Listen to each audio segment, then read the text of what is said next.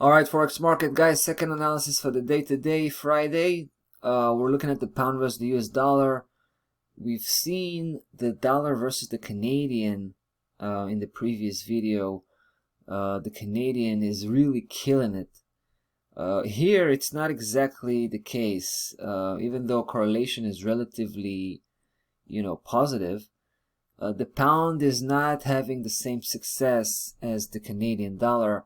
It's actually struggling, right? I mean, you can see ever since roughly February, price is trading sideways, right? So they're pretty much tied, the US dollar and the British pound.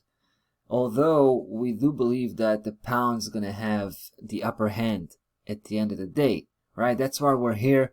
That's why we're having that bullish campaign still in place. Now, as you can see, we got in quite some time ago, right? When price was actually a little bit higher, about 100 pips higher. And we kind of expected a technical correction that's going to be, going to be finding some really strong support at 36.86. We've talked about that level many times before. And we thought price was going to come back. It's going to recover. It's going to build up that big move right after it's done with that technical correction. This is the technical correction we're talking about, that ABC, classic ABC type of correction, straight to that 36.86 level. But I have to be honest, I mean, from that point, we thought price was going to have a smooth ride all the way to the big target at 45.83 right there.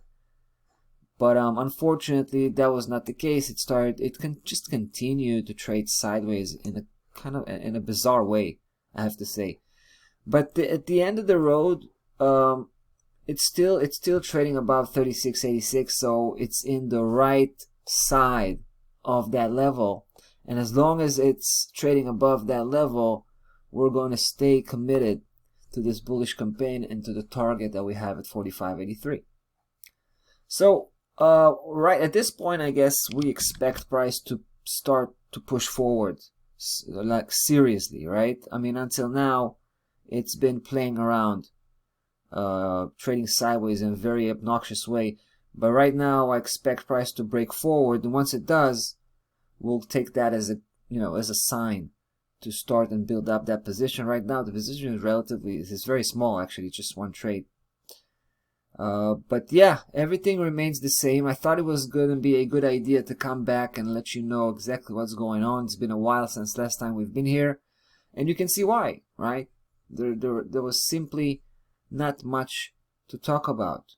But again, a little bit of an update here just to let you know we're still holding our ground here, so to speak, with the pound dollar, still expecting that big move towards 45.83, which is pretty much where the previous high, the major previous high is, which it was determined back at April 2018, so a long time ago.